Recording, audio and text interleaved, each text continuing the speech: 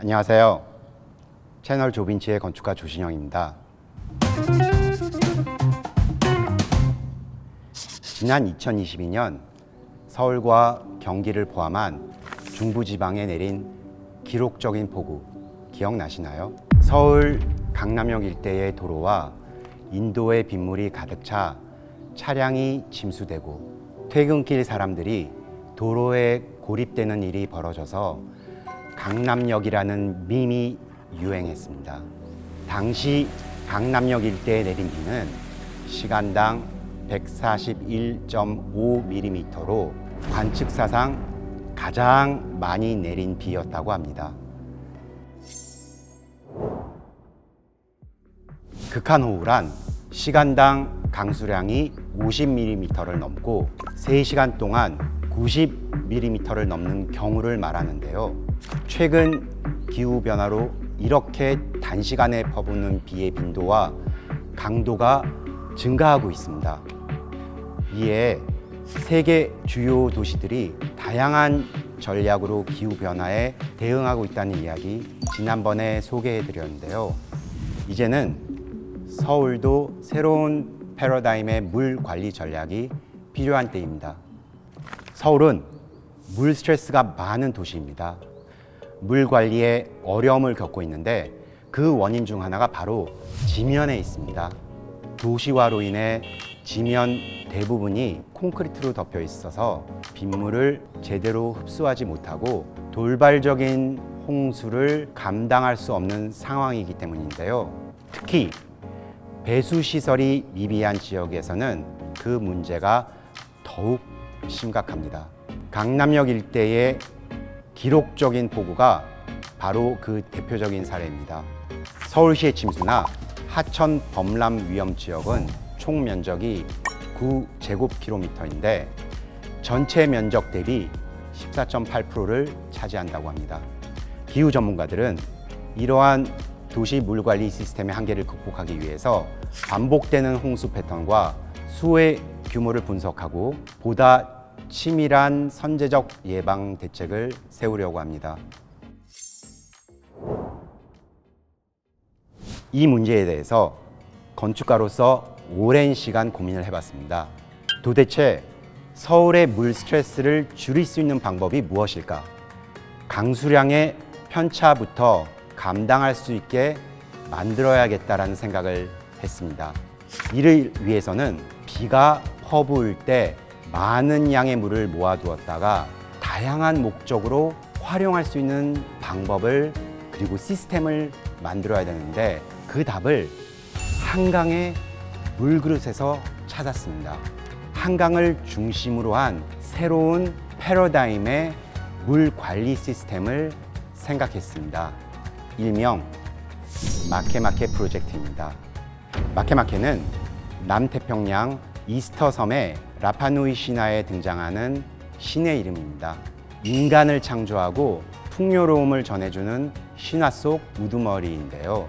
마케마케는 만드는 일에 전념을 합니다.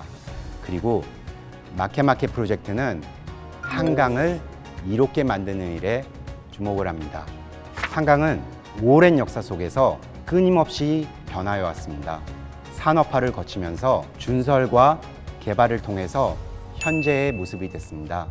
하지만 여전히 계절에 따른 강우량의 변화에는 효과적으로 대응을 하지 못했습니다. 그 이유가 무엇일까? 원인에 대해 먼저 생각을 해봤습니다. 한강은 폭에 비해서 수위가 매우 낮은 편입니다. 침수가 일어날 수밖에 없는 구조인데요. 문제가 있다면 해결책이 있겠죠. 이것이 바로 마케마케 프로젝트의 핵심입니다. 한강 다이어트. 다시 말해 한강의 폭을 줄이면서 도시에서 물을 똑똑하게 쓰자는 말입니다. 자, 여기 만약에 같은 양의 물이 들어가는 컵과 넓은 접시가 있다고 해봅시다. 2개의 그릇을 두고 걷는다고 했을 때 어떤 곳이 쉽게 넘칠까요? 당연히 얕고 넓은 접시겠죠? 한강도 마찬가지입니다. 한강은 폭에 비해서 수위가 낮다고 말씀드렸죠. 그러니 폭을 줄이고 깊게 만든다면 강변으로 물이 덜 흘러 넘치겠죠. 한강의 가장 큰 문제점은 많은 양의 물을 담아둘 물그릇이 현저히 부족하다는 거예요. 때문에 지금까지는 하천에서 바다로 막대한 양의 물이 흘러가는 걸 그저 내버려 둘 수밖에 없다는 것입니다. 만약 이를 개선하기 위해서 한강의 물그릇을 바꾸고 여기서 한 걸음 더 나아가 물의 양을 효율적으로 관리할 수 있는 시스템까지 도입한다면 어떨까요? 1957년 대홍수로 도시의 75%가 침수됐던 스페인의 발렌시아는 투리아 강을 두 줄기로 나누어 하나를 도심 외곽으로 빼내는 개발 사업을 추진했어요. 그리고 이를 통해 새로 생겨난 녹지를 활용해서 현재의 발렌시아의 랜드마크가 된 예술과 과학의 도시를 조성했는데, 이런 사례를 서울에도 얼마든지 적용할 수 있습니다. 먼저 물의 양을 일정하게 관리할 수 있도록 제2의 강의 역할을 할 수 있는 링로드와 물탱크를 설치하는 겁니다. 팔당댐에서 두 줄기로 물을 뺀 후 서울의 둘레길을 따라서 북쪽으로 89.2km, 남쪽으로 72.4km의 길이의 지하 매설 링로드를 만들고, 이렇게 빼낸 물을 링로드 아래 실린더와 지하 탱크에 저장했다가 정수 단계를 거쳐서 재활용하거나 일부는 수력 발전에 활용하도록 하는 거죠. 서울의 수력 발전이라니 이건 또 무슨 말인가 싶으시죠? 물 안에는 생각보다 많은 에너지가 숨어 있거든요. 높은 곳에 있는 물은 많은 양의 중력 에너지를 갖고 있는데, 물이 떨어지면서 중력 에너지가 운동 에너지로 바뀌는 것을 활용하자는 거죠. 예를 들어 링로드 내 약 22m 높이의 낙차를 2회 활용한다면 연간 최대 54만 메가와트시의 전력을 생산할 수 있는데, 이건 1년 동안 한강을 이용한 수력 발전의 총량을 약 1.5배 정도 늘릴 수 있는 양이거든요. 쉽게 말해 2022년 기준으로 인천국제공항의 전기 사용량과 동일하다고 할 수 있습니다. 이뿐만이 아닙니다. 물탱크 내에 저장수를 전기 분해해서 에너지를 또 생산할 수 있습니다. 물을 전기 분해하면 수소와 산소로 나뉘는데, 이를 각각 에너지원으로 활용할 수 있습니다.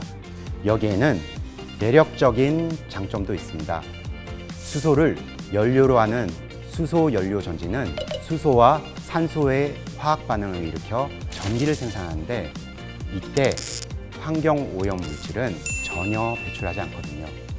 다시 말해서 청정 에너지를 공급할 수 있다는 것입니다.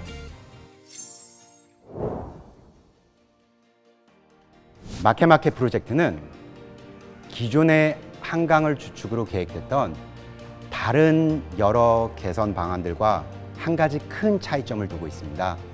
바로 이상적인 미래의 도시 모습들과 제안한다는 것인데요.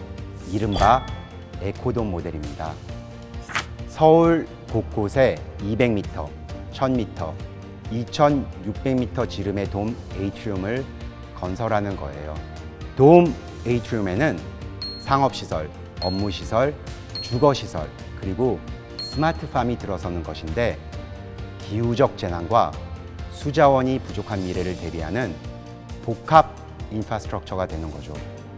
그중 2600m 지름의 돔은 서울시 인구 분포 면적을 기준으로 약 20만 명의 사람들이 거주할 수 있는 크기인데, 돔 안에서 저장된 물을 생활용수로 활용하고, 일부는 전기로 분해해서 수소는 에너지원으로, 산소는 돔 내 청정 공기를 지속해서 생성할 수 있도록 건설하는 것입니다. 이것이 실현된다면 에코돔은 서울의 수자원을 최대한 절약하면서 기존보다 더 효과적으로 활용할 수 있게 되겠죠.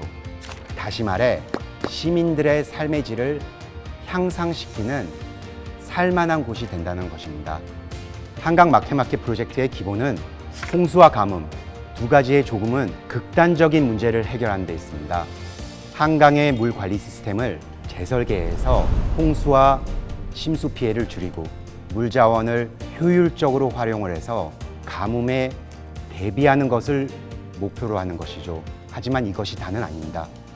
단순히 물의 양을 조절하는 것을 넘어서 서울 도심의 공공공간과 숲길을 조성하고 시민들에게 여유와 쉼의 공간을 제공하는 동시에 자연과 인간이 공존하는 친환경 도시를 구현해내는 것, 이것이 바로 마케마케 프로젝트가 추구하는 바입니다.